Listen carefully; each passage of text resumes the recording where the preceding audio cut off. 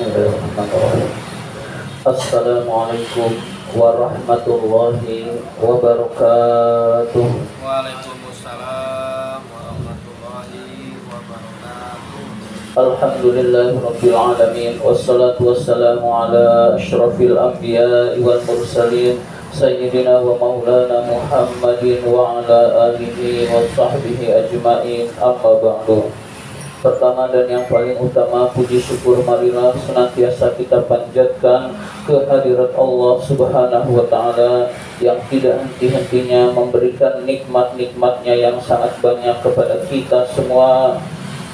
Antara lain kita masih tetap diberi nikmat iman, nikmat Islam, nikmat kesehatan, dan nikmat panjang umur, sehingga kita dapat menjalankan perintahnya, yaitu sholat maghrib berjamaah dan dilanjutkan dengan menuntut ilmu. Salawat dan salam semoga Allah limpahkan pada junjungan kita baginda Nabi besar Muhammad sallallahu alaihi wasallam beserta para keluarganya, para sahabatnya, dan kepada kita sebagai pengikut ajarannya. Marilah seperti biasa kita awali taklim kita dengan membaca surat Al-Fatihah.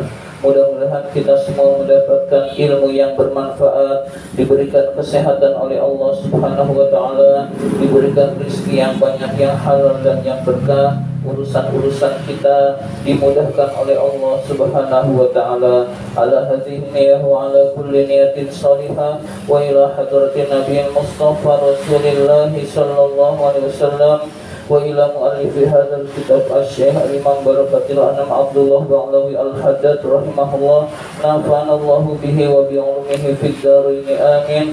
Al-Fatihah. A'udzu billahi minasy syaithanir rajim. Bismillahirrahmanirrahim. Alhamdulillahi rabbil alamin. Ar-Rahmanir Rahim. Maliki yaumiddin. Iyyaka na'budu wa iyyaka nasta'in. Ihdinas siratal mustaqim. Siratal ladzina an'amta 'alaihim ghairil maghdubi 'alaihim waladdallin. Amin. Marilah kita lanjutkan pembahasan kitab An-Nasaihud Diniyah ini. Sekarang halaman 69. Halaman 69 yang paling atas.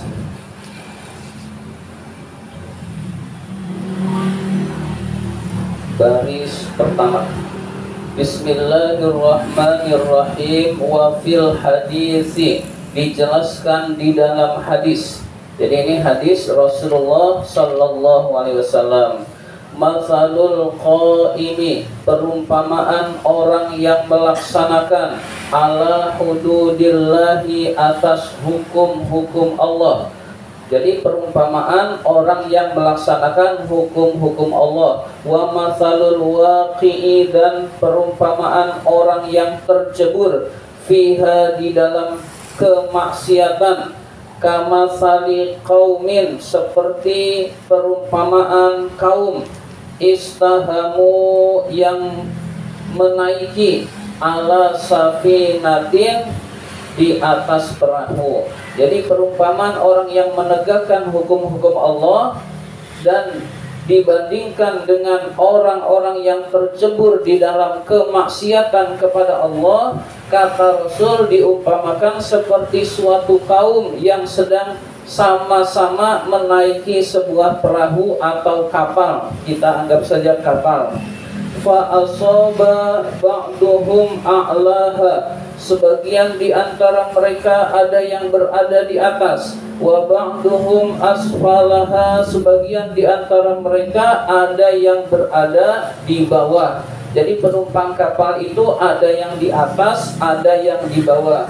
Fakanal ladzina min asfali idzastaqamul ma'a, maka orang-orang yang berada di bawah itu perlu mengambil air. Yamurruna ala man fawqahum, dia melewati dan mengganggu orang-orang yang berada di atasnya.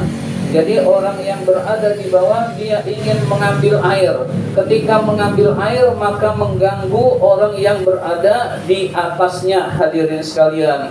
Faqalu, maka mereka berkata, lau kharaqna kharfan fi nasibina, jika kita lubangi satu lubang di wilayah kami, walam yu'dzu man fawqana, maka tidak akan menyakiti orang yang di atas kita, hadirin sekalian. Maka tidak akan menyakiti penumpang yang ada di atas. Jadi kita nggak perlu susah payah ngambil air, udah susah mengganggu orang yang ada di atas, tinggal kita lubangi saja kapal atau perahu tersebut, maka kita akan mendapatkan air. Nah itu begitu pendapat orang yang berada di bawahnya, hadirin sekalian. Ya, jadi orang tersebut berpendapat dengan melubangi dia mendapat air tanpa susah payah naik ke atas, tanpa susah payah mengganggu orang yang ada di atas.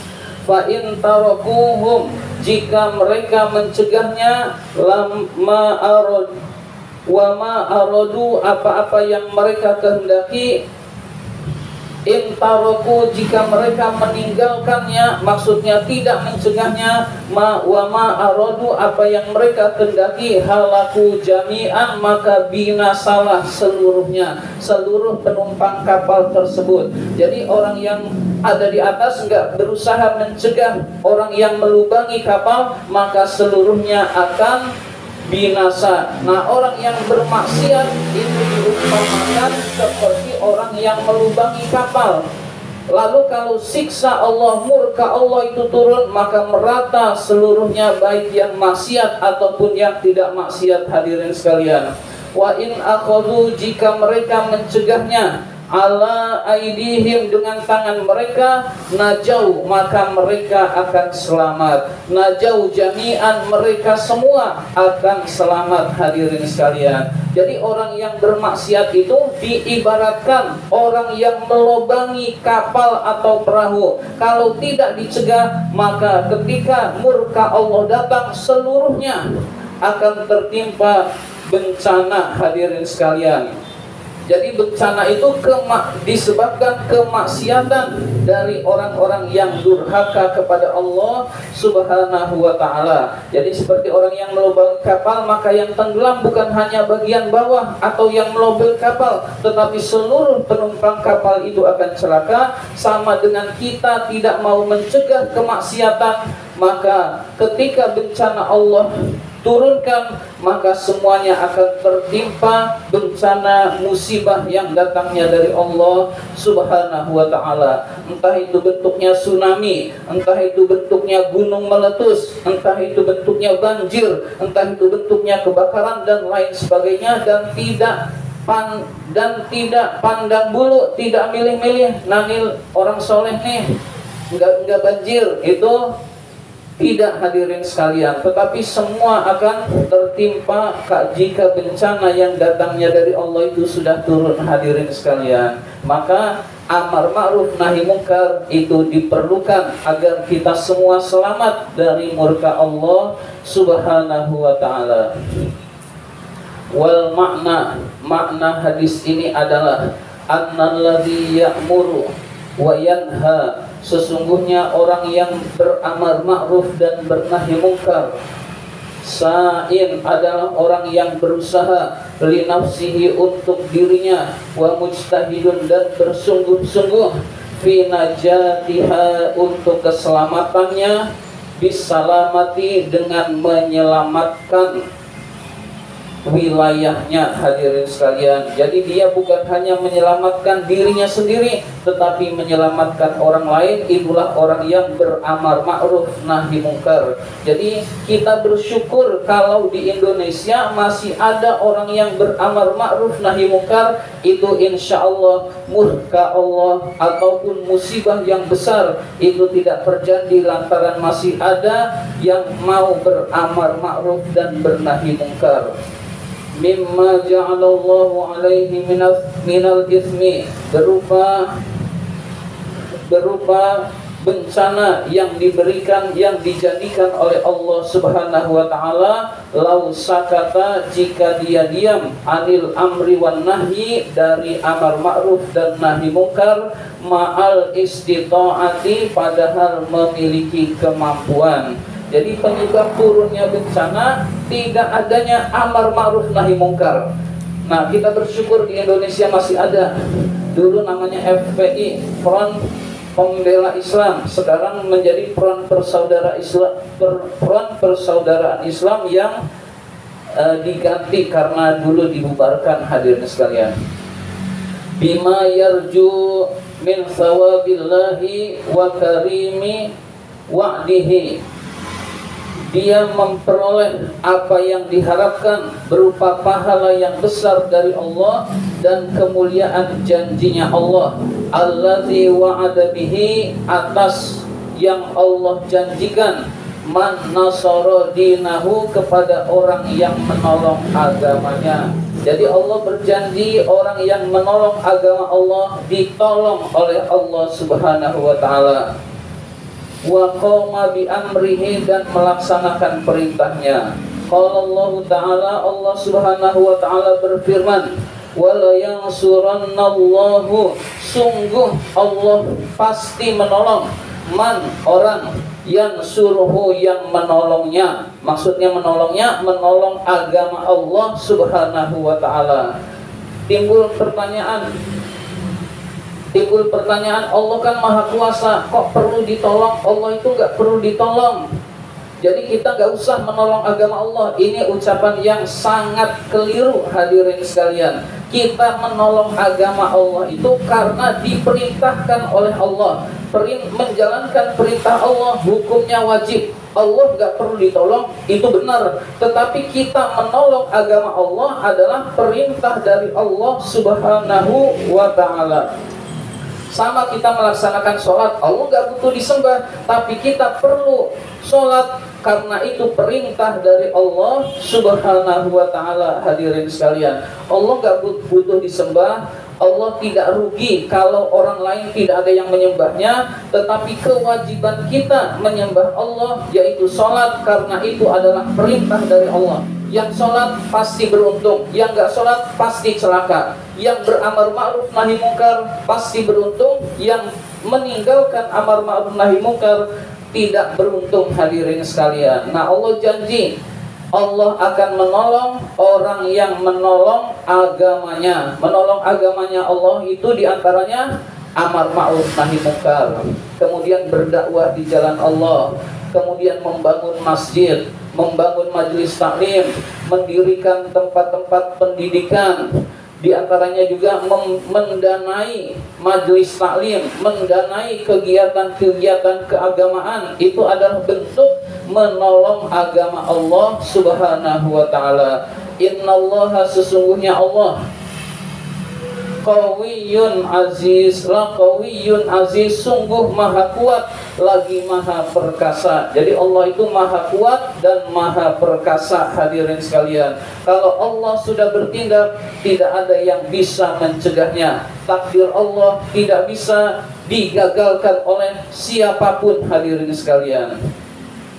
Wa qala ta'ala, Allah Subhanahu wa ta'ala berfirman, ya ayyuhalladzina amanu, hai orang-orang yang beriman, in tansurullaha, jika kalian menolong agama Allah, ya yansurkum, maka Allah akan menolong kalian. Nah, ini janji Allah Subhanahu wa ta'ala. Siapa yang menolong agama Allah, Allah akan tolong. Allah bereskan urusannya, Allah mudahkan urusannya di dunia, lebih-lebih di akhirat nanti, hadirin sekalian. Jadi kita hendaklah menjadi orang yang menolong agama Allah Subhanahu wa ta'ala. Wa yusabbit aqdamakum, dan Allah akan meneguhkan kedudukan kalian. Jadi orang yang menolong agama Allah, Allah akan tolong orang tersebut, dan Allah teguhkan kedudukannya. Di antara perbuatan yang termasuk menolong agama Allah adalah beramar ma'ruf dan bernahi mungkar. Jadi kita berusaha untuk menjadi orang yang beramar ma'ruf dan bernahi mungkar